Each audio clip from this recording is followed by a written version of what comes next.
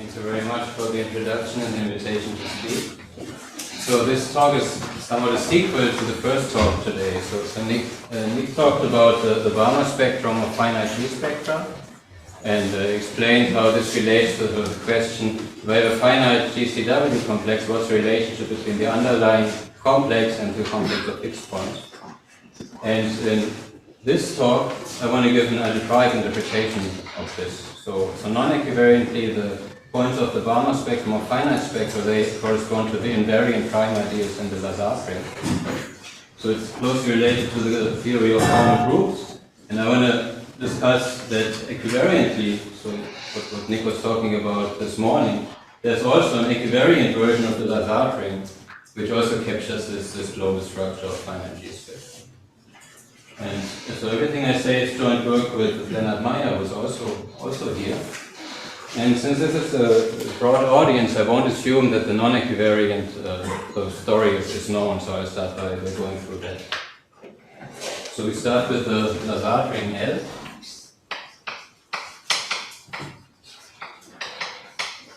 So the Lazard ring is defined as carrying the universal formal group law.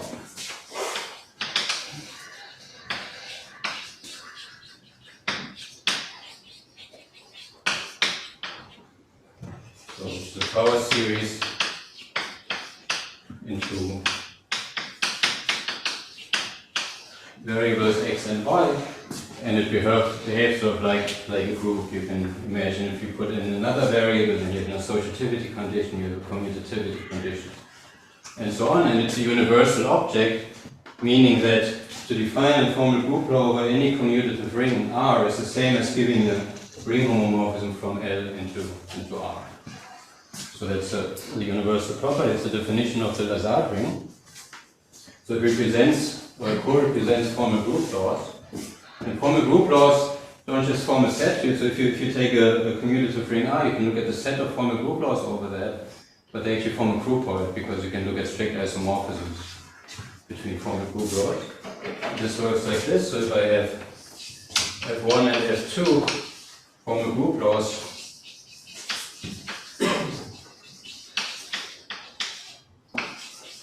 over some commutative ring K, then a strict iso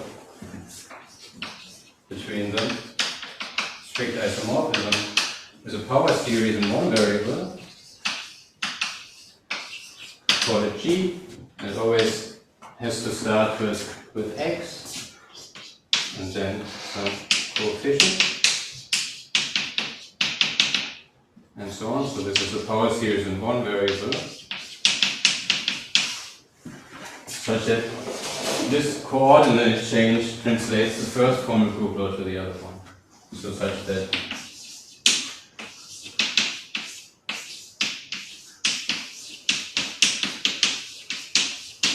I can first apply this power series to x and y, take the first formal group law and then translate back.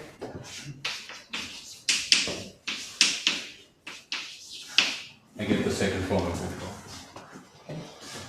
So this is a definition of an isomorphism. Strict refers to the fact that I don't allow a general unit here, but it has to be one, the coefficient of x. And I can compose strict isomorphism and so on, I get a category. And so the objects in that category, they were co-represented by L, so they corresponded to the maps from L. And the isomorphisms are also co-represented. So the ring, I call this S, and I take the Lazard ring, and then I adjoin polynomial variables V1 and so on. This co-represents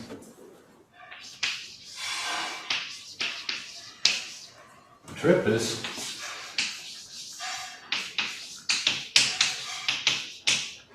of two formal group laws and a strict isomorphism between them.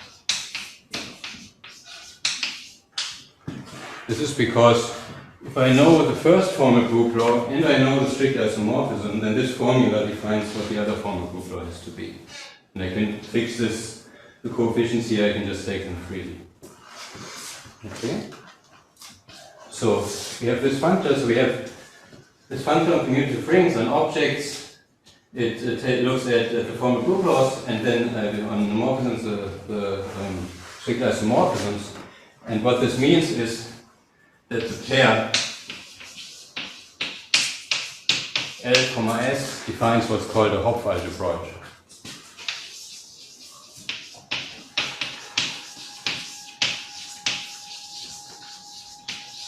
So taken together, it represents a functor commutative rings to groupoids.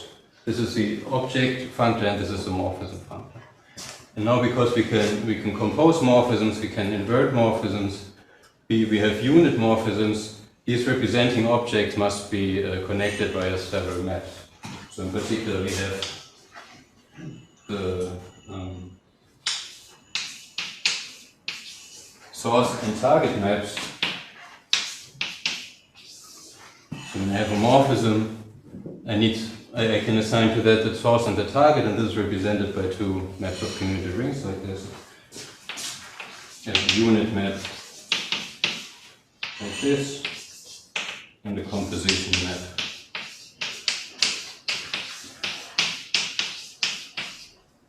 Like this, and an inverse.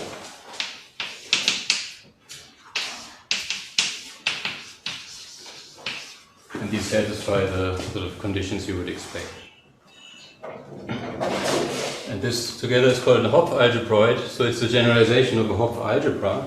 If these two maps would be the same, it would be an actual Hopf algebra. So if the source and the target map are the same, we get an actual Hopf algebra. This is a generalization. Are there any questions so far? Okay.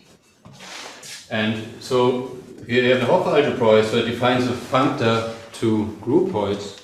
So you can stackify this, and then you would get what's called the stack of formal groups. And most of what I say today could also be formulated in terms of stacks, but I'll keep it more elementary in this way. So we need one more notion, and that's the notion of an invariant prime ideal, or invariant ideal. If you have an ideal I in L, and this is called invariant,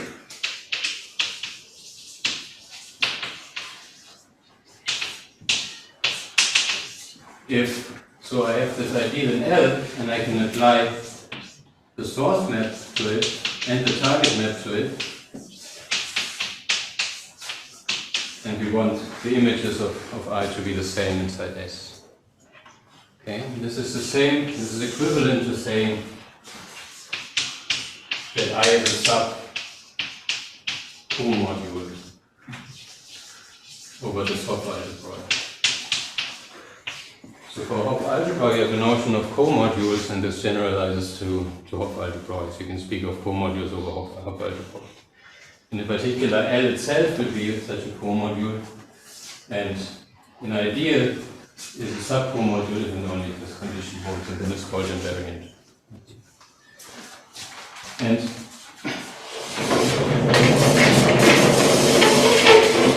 one remarkable statement is that the invariant prime ideas here are actually pretty easy to describe. The theorem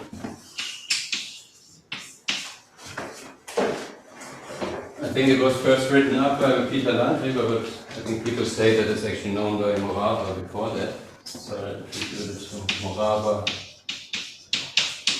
and Landweber.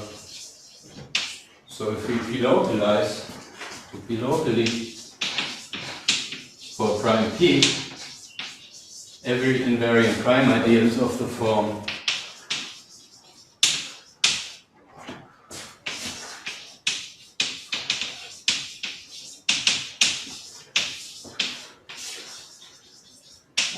and it's called IN, and it's generated by n elements.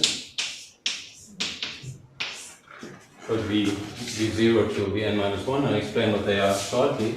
This is just another name for P itself. So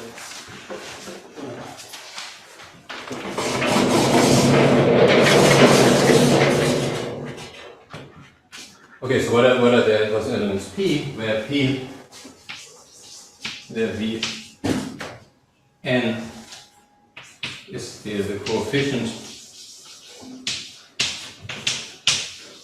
in front of x to the p to the n in the so-called p series of the universal form group law.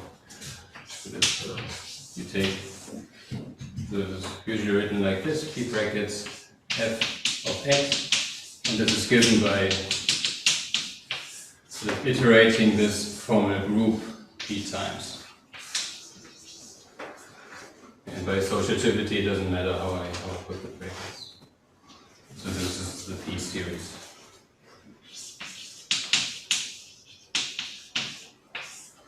Okay, so those invariant prime ideas they're completely classified. And in particular, and this is a remarkable statement because this Lazard ring, if I just view it as a commutative ring,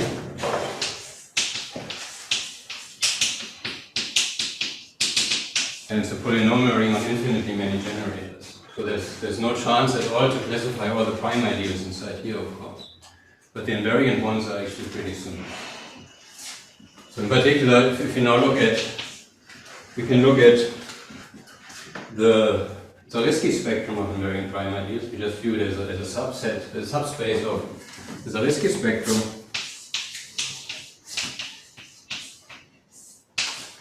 We get this picture that we know from chromatic homotopy theory. It's an infinite, so it's sort of the case I0, I1, and so on. And the topology is such that the closed sets are always, you start from some point and you take everything above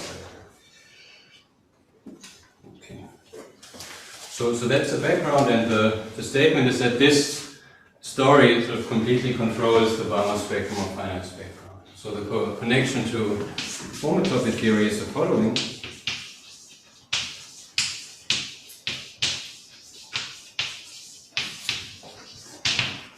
If we look at the complex bordism spectrum,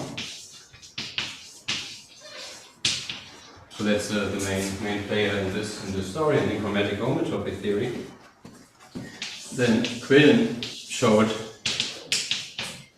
that the homotopy groups of this spectrum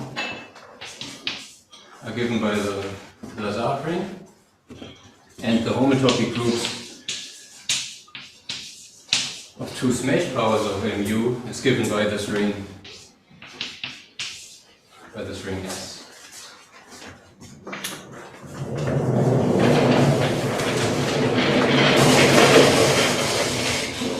So this was the classifying ring of the object, and this is the classifying ring of the morphism.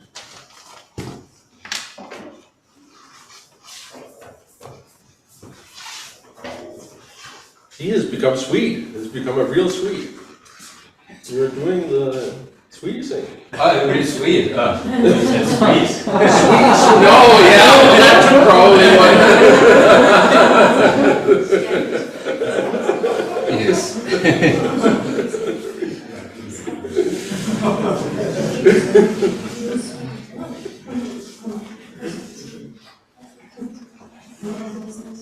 I'm in German before the talk and the Swede during the talk. Right, yeah.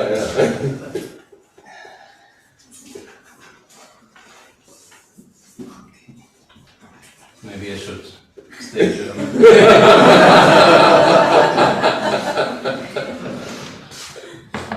Okay, so alright, so that's very interesting. This is useful because if I take a spectrum or a finite spectrum, but really any spectrum, then and I look at the mu homology of that. So complex bordism is a spectrum of homology. So in particular, defines a homology theory. I can apply this to X, and this is a co-module over these two objects, which by the work of Quillen are just this Hopkins-Smith that we saw before. So this is actually a co-module for this Hopkins-Smith. And so first of all, it's a module over this ring, but then it has this additional structure. And this is really useful because for this Hopkins-Smith we understand the invariant prime ideas. And if I have this ring is sort of well behaved enough that if I have a co-module over this Hopkins-Smith, then there always exists, or a finitely generated co-module, and there always exists a finite filtration where the subquotients are of the form L modulo an invariant prime. So these comodules, in particular those modules over L that arise, is sort of a very special form because they extend to this comodule structure. And in particular, if we have this, we can take the support in the spectrum of invariant prime ideas. Where does that filtration follow from? I mean, is there some commutativity? Yeah, one has to be a bit careful because it's not an Ethereum ring, but it's just in a polynomial and infinitely many generators. So this still was called a coherent ring. Okay. So the finitely presentable objects still form an abelian category. Yeah, I think I put, in the equivariant setting, this is actually a major issue, whether this still goes from. Okay, so we can take, in particular, we can take the support.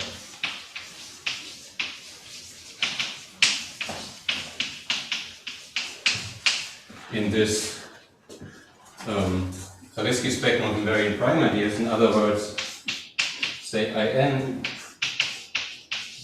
lies in the support of mu star x, if and only if I take mu star x and then I localize it at In, this is non-trivial. And this is usually stated, so this condition is also equivalent to Morava K theory of X being non-trivial. So often this is used because then you have the König formula and it's sort of easy to see this is the support theory, but you can use many different homology theories to detect this, and this is also one, taking mu and localizing it at In. And then the subcategory theorem of Hopkins-Smith, one way of stating it is to say that this assignment sending x to the support of mu star x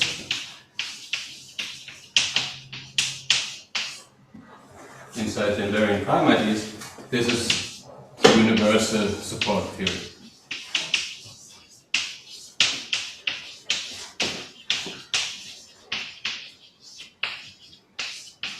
On finite spectra.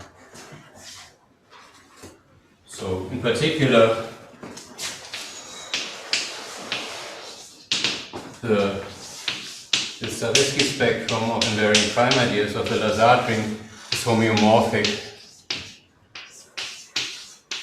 to the Balmer spectrum of finite spectra. So, really, the takeaway is that complex cobordism sees everything about a finite spectrum from this point of view.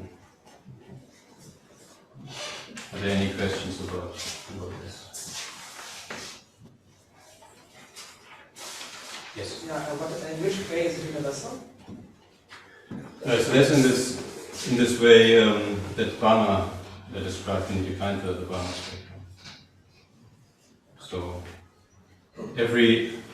that just means for every other support theory you have a unique map into it with certain properties. Any further questions? Okay. So now the goal is to have a similar algebraic interpretation of the Balmer spectrum for finite G spectrum. And we'll only get a result for abelian G. Again, that's also the only case where we understand the Balmer spectrum well, except for the extra special group. So let's recall what the Balmer spectrum was in that setting. So I'll take A to be abelian.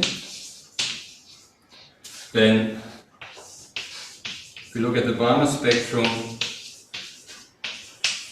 of finite A spectra, so all the primes there are given, they're associated to a non-equivariant height n and a closed subgroup B. So I guess Nick only talked about finite groups this morning, but this description still works for all compact Lie groups actually, in particular for abelian compact Lie groups. So where here B is a closed subgroup,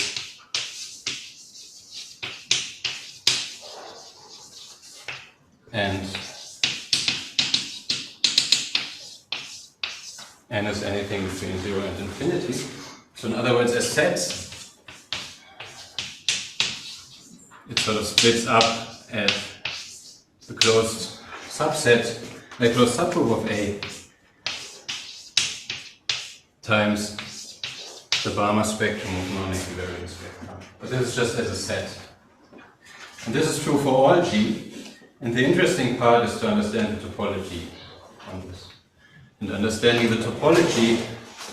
For all G, you mean for all? This is true for all compactly. Yeah, even in the case where for all compactly we know what the underlying set is, but the topology we only understand for basically abelian and a few more cases. And this topology is related to what Nick talked about, so to chromatic Smith theory.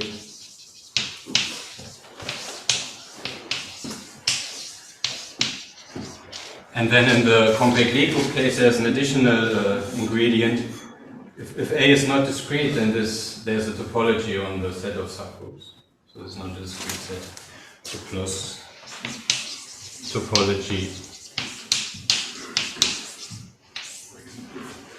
For example, if A is a circle group, then all the cyclic subgroups converge to the full circle group.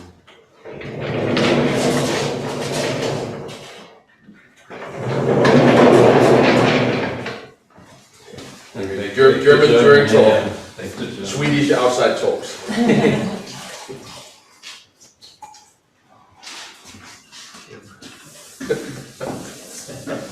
Any questions?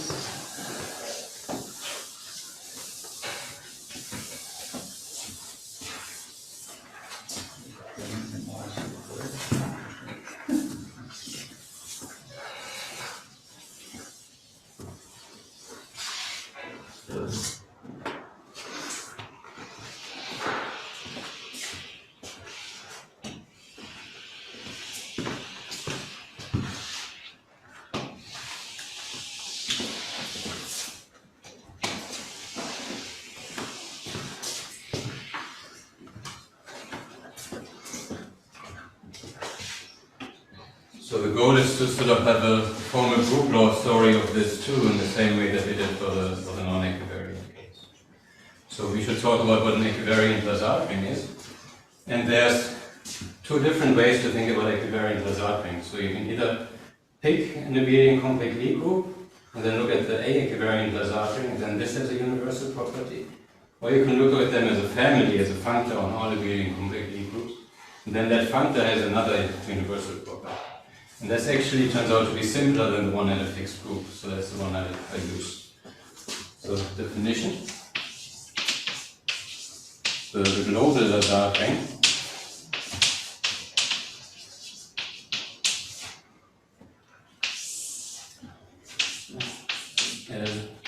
and it's a pair, so it's going to be a functor and a coordinate. And it's the initial object in the following category.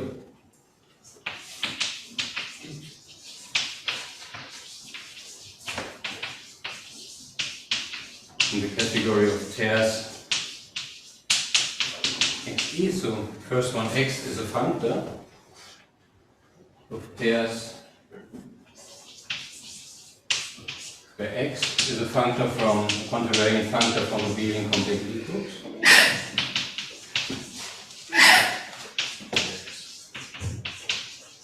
Two commutative rings. And E is a coordinate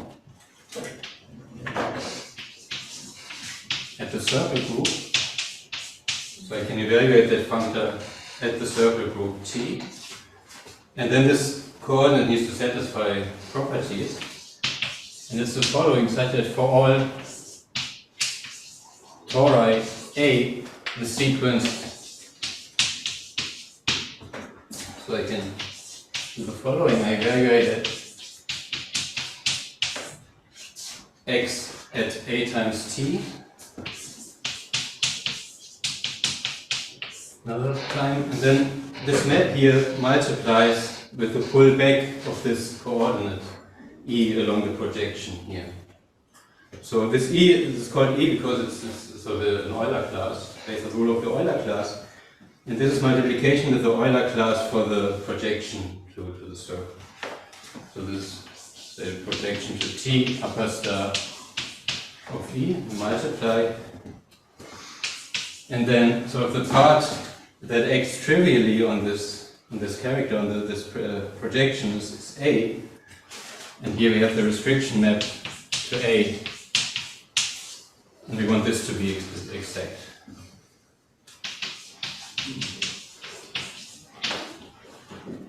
So that's the definition of a few remarks. First, you see it really, all the groups involved are tori, right? Because this is a torus, A and then A times T is also a torus. So really, the interesting stuff happens at tori, and then it's just left Kahn extended to all the abelian complexes. So for that reason, it's really essential to talk about non-discrete groups for this story. It doesn't work if you just want to set it up for finite groups. So your little short exact sequence, what category is that in right now?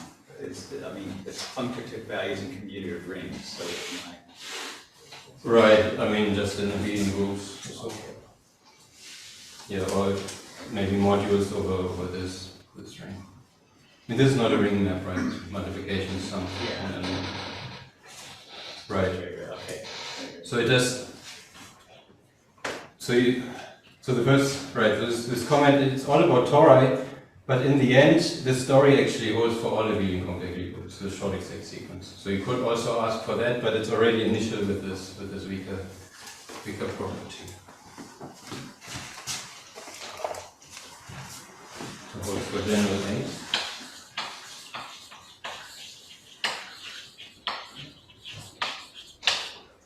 And so how can you think of this? If you evaluate x at the, in the case of L, so not for general A, but if x is the global Lazard ring, then it always works. No, not for general A. So you can think of, you evaluate x or L at the trivial group, so that's sort of the ground ring of this object. And then you can put A to be the trivial group, and that exact sequence tells you that the kernel of the restriction is generated by a single element, namely the Euler class E, and this is a regular generator. So sort of in terms of dimension, you go up by 1. And then you could go to the 2 torus, and that would give you another dimension. So in a way, it's not a very difficult algebraic structure. It's just you sort of have these rings which correspond, whose dimension corresponds to the rank of the torus, and in a way that is controlled by this single class E. And so this was the definition as a functor, and for each fixed group A. So did you say there was a grading on what E is in degree? Yeah. So the global Lazard ring has a grading, and then E would be in degree -2. But it doesn't matter. It's the universal object in graded objects and in ungraded.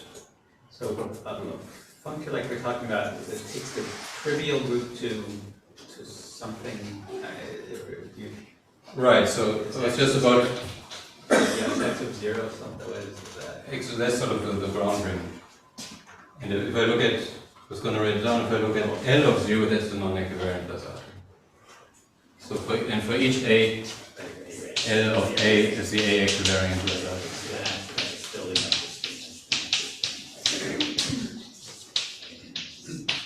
And you can also introduce these separately, and then they would have a different universal property per A. And is it clear that such a universal object exists? If you put it for tori, yes, that's actually one of the main technical point where one introduces it just for tori, because then it's clear. And if you do it for all the abelian complexity, it's actually not clear. Okay. I mean, it's not. So maybe one thing to note. So this surjectivity is clear because you always have a section, right? So it's clear that the restriction map is surjective. So all you have to enforce is being exact here and being exact here. And that's something you can do universally. So if you have an element which is sent to 0 here, then you can just formally adjoin an element which multiplied with this guy gives you that element you started. And because this multiplication is injective, this is sort of a universal thing to do. And if something is in the kernel of multiplication with this, then you can just send it to 0. So you can enforce these conditions universally. Any further questions? And actually for the Lazard ring, but this is sort of special about the Lazard ring, you get even more short exact sequences, also in the case where there's no restriction here, or no section here. So for example, you also get, you can look at LT and you multiply with the Euler class, so you take the p power map on the torus, pull back E along this,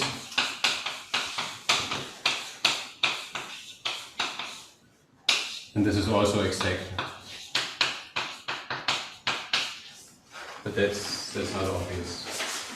That's the special thing about. So if you don't just look at the universal object, but so those would be called global group laws, and they usually won't satisfy this, but the universal one turns out to satisfy this problem. Further questions? Okay. So maybe a few more words on how to think about this. So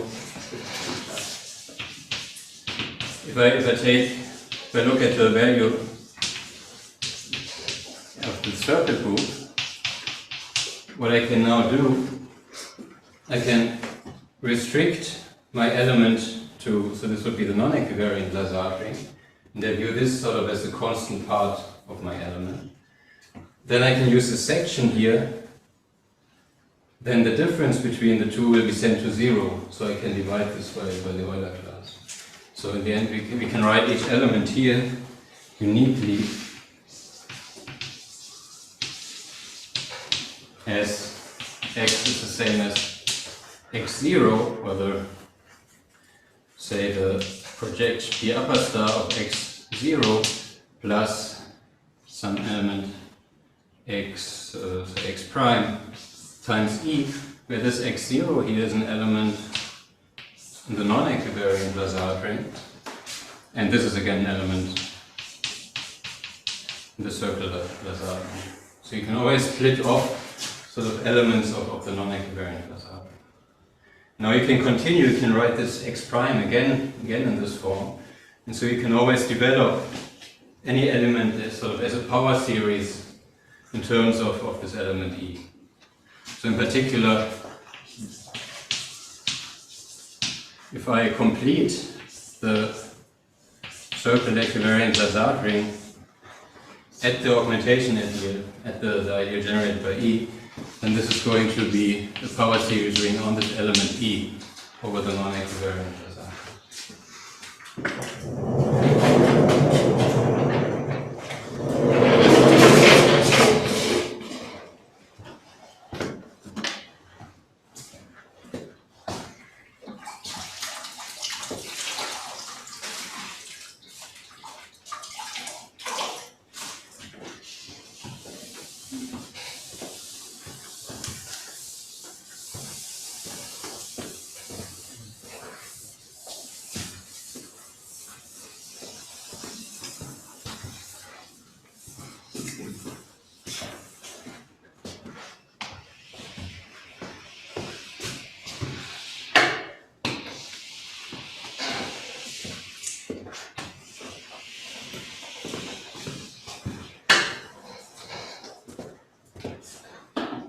And you can do this more generally.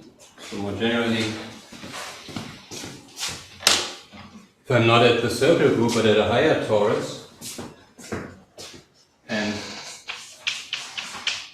I complete this at the augmentation ideal, then I always get a power series ring in n variables. And here EI is the projection, so I take the i's projection to the circle and then I pull back my element. And in particular, so now you perhaps see the relationship to formal group laws. In particular, you can look at the two torus you completed, so you get E1, E2. But you have another Euler class in here. You can also take the Euler class for the multiplication map.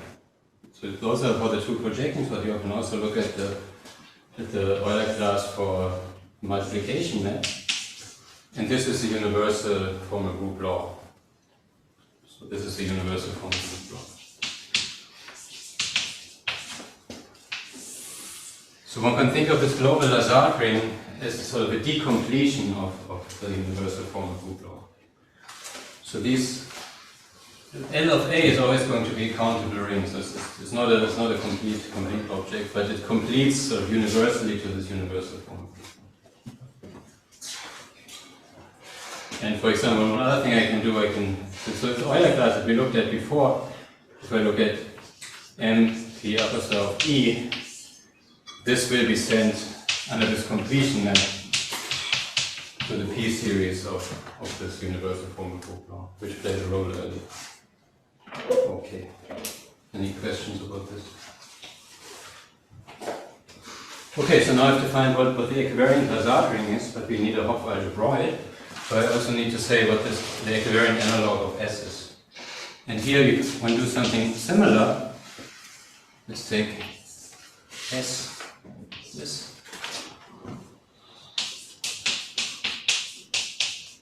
So I have this definition of global group law up there. And now I can just ask for the existence of two coordinates rather than just one. So this should be the initial functor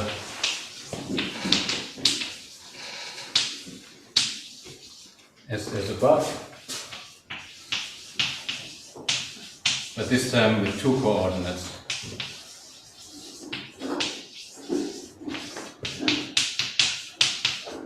So both of them need to satisfy this condition with the exactness. And one needs one further condition which corresponds to the strictness of the isomorphism. So if they both satisfy this, they're two different generators of the restriction. So in particular, one is divisible by the other. And I want that this, under the restriction map, is sent to one at the trivial group. So that corresponds to the strictness in the isomorphism. Okay, now if I take these two together, L and S, then this forms a functor from abelian compact Lie groups to Hopf algebroids.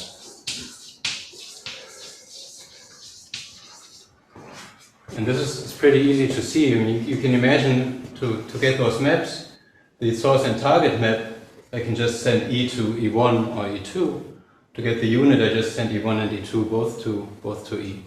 And for composition, one has to note that if I take the tensor product of 2 times S, then I actually get the universal object with 3 coordinates.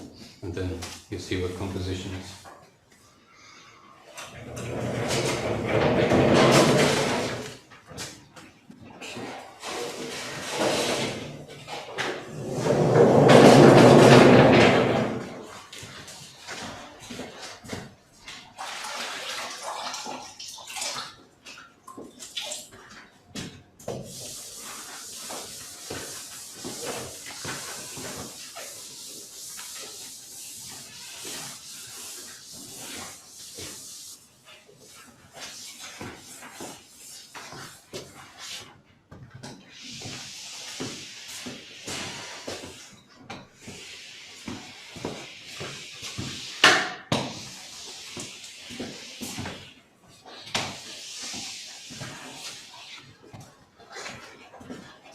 Okay, so now we have this Hopf algebroid for every A. Now we want to understand what the invariant primitives are. So what are the invariant primitives?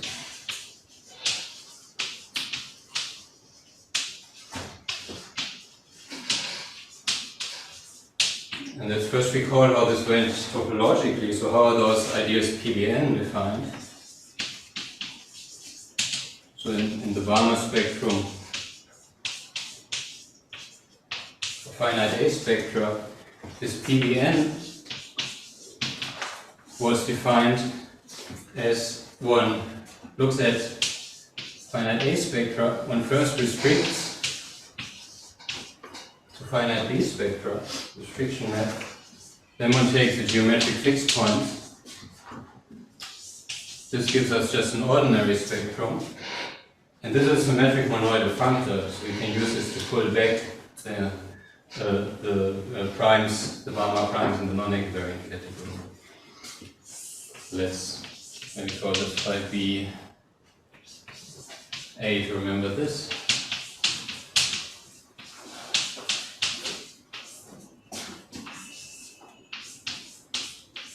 With the n Balmer prime there.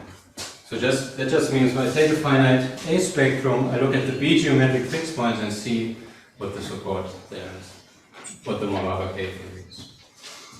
And we can mimic this algebraically.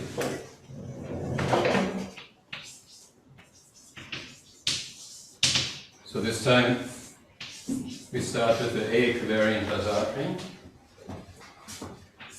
We can restrict to the B-equivariant Lazard ring. This was functorial in group homomorphisms. And then, so what should geometric fixed points be? There's different ways to characterize geometric fixed points, and one is to invert the Euler classes. And we do have Euler classes in here also. So we can pass to the invert.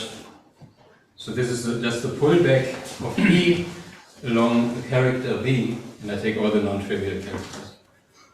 So V in the dual group B without the trivial character. So those are maps of Hopf algebroids.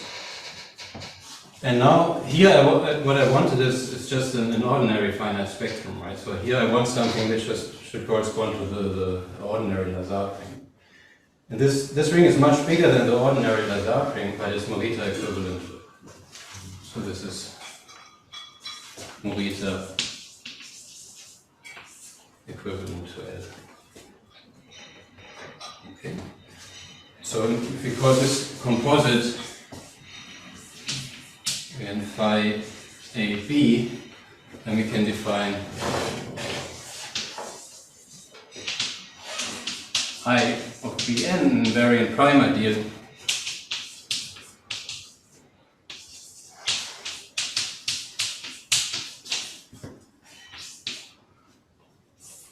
as the pullback of In.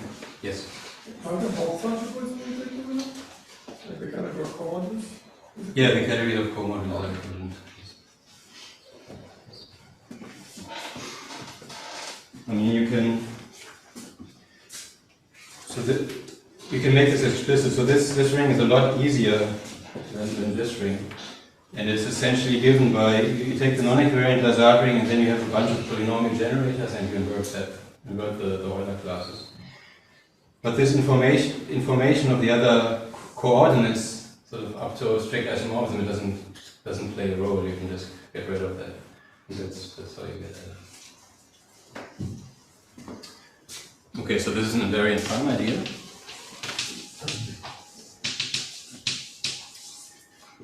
And so the theorem is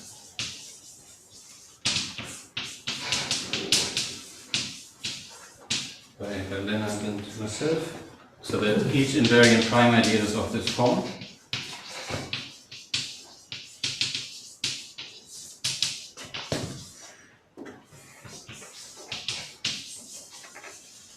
That's the first part.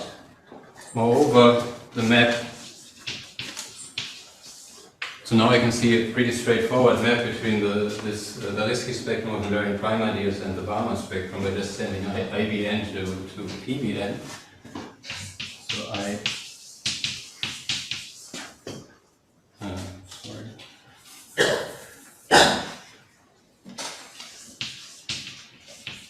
invariant of LA to the Balmer spectrum,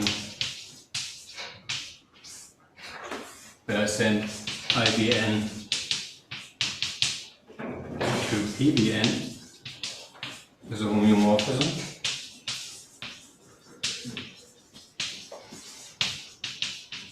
So the topologies are also the same. And I mean, this still looks maybe a bit ad hoc because we've just checked what the two objects are, they correspond to each other. But there's actually a more natural map between the two given by mu, again in this equivariant setting. So, and the assignment sends X. So this is now a finite A spectrum to the support of, so there's an equivariant version of mu introduced by Tom D. And I have to view this as a Mackey functor. So I have to view the values at all subgroups. So this is a subset of the, and this is a universal support theory.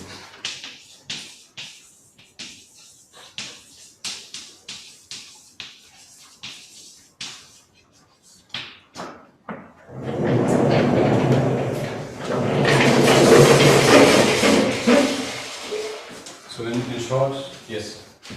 So in the classical case, the property that like IN is generated by a regular sequence of elements where modulo the first several of them, the next one's actually an invariant element.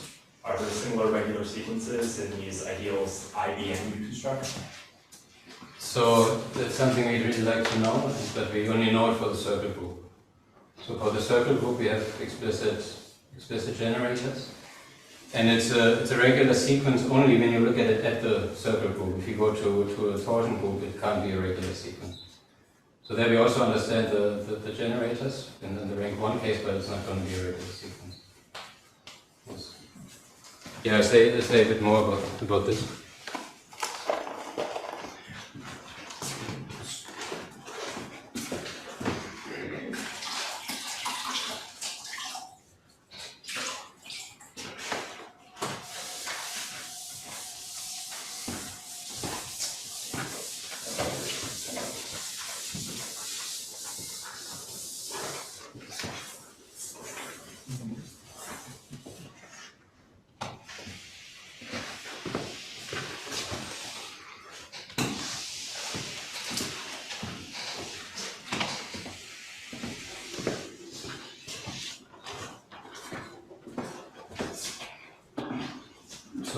So in short, so MUA sees everything about the global structure of finite A spectra in the same way that MU does non-equivariant. Okay. Right. So maybe let's spell some special cases out. So in particular, so the inclusions between the primes, they are encoded in the topology by the closure operator. So in particular, we know that there's inclusion on one side and only if there's an inclusion on the other side. So in particular, we have an inclusion PBN, and it's inside PB prime n, if and only if, and here the inclusion reverses. So on the Zariski side, the inclusion is the other way as that's on the Balmer spectrum side. We also have this non-equivariantly, right? If you look at the Balmer primes, the spectra of type n or larger, that gets smaller as n increases, but the primes IN, they sort of obviously get larger because you're adding polynomial generators. So you have the same thing here. And this question was about this chromatic Smith theory that Nick talked about this morning. And this is sort of a purely algebraic question. So in particular, so Nick talked about that there exist these spectra with special properties over elementary abelian phi groups. So there exists a finite spectrum for Cp times n such that the type of the underlying spectrum was n, and the type of the geometric fixed points is 0. Right. Sort of witnesses that certain inclusions can't happen. And this corresponds to the statement algebraically that there exists some element x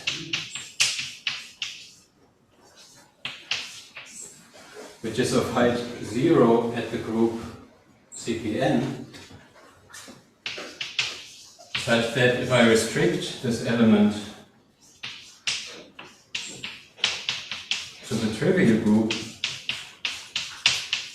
it lies outside of this n-first idea.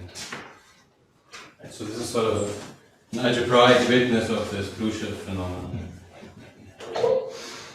And in fact, you can make this explicit. There exists an element, sort of a genuine version of Vn. Vn minus 1, I guess.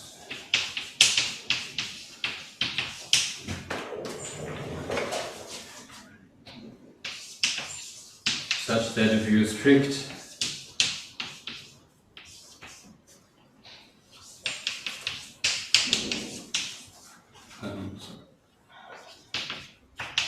so it's of height 0 here, and if you restrict it to the trivial group, it is mapped to this element Vn minus 1 itself.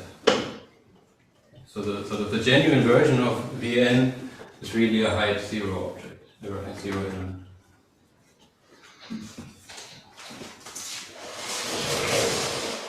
And it's actually not too difficult to construct this using this universal property of the global group law. So I explained to you at the group T, you can sort of look at the constant coefficient, take that away, and then divide by E. And at larger groups, you can also twist that with a representation. And now you can start with the P series, or with this element, this Euler class P, which refines the P series. And then sort of develop this in all the p to the n minus 1 different directions of CP, characters of CP to the n minus 1. And because you're always using different ones, it sort of guarantees that you're still inside here. But then if you restrict to the trivial group, you're just taking off the same element over and over again. And that's how this Vn was defined, right? You start with the p series, then you take away the first p to the n minus 1 coefficients, and then you look at the first coefficient. So because of the structure of a global group law, just taking away coefficients, you can do this in the non-completed ring, and that gives you this object. Is there any So all this is like a being just very careful with the critical bit of algebra that's in any of these proofs of these shift things, right? You sort of localizing, and then you have to see this Vn minus 1 appears. Right, yeah. I mean, in the end, it is related to this again, yes. Yes, actually, yeah, let me write down something. So right, I mean, what Nick talked about this morning, how you get those upper bounds for the blue shift. In the end, you always get them for bounds for blue shift numbers.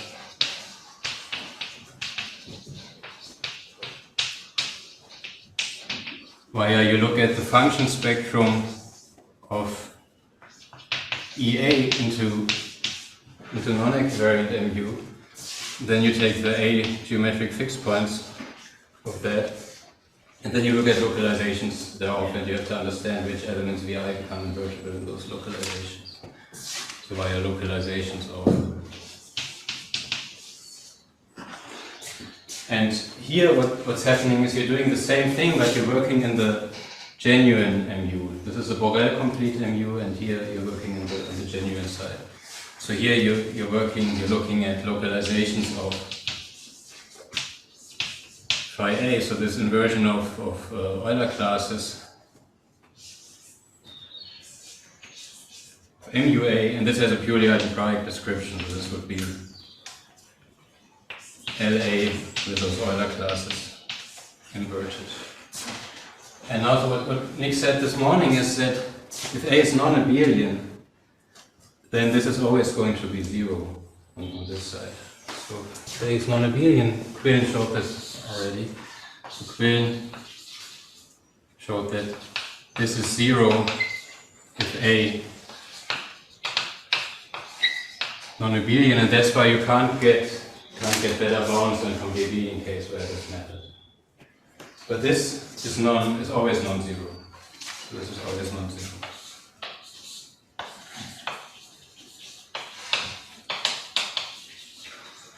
So the hope would be that if one understands the story also for non-abelian groups, then one has a chance to get better upper bounds for the blue shift numbers.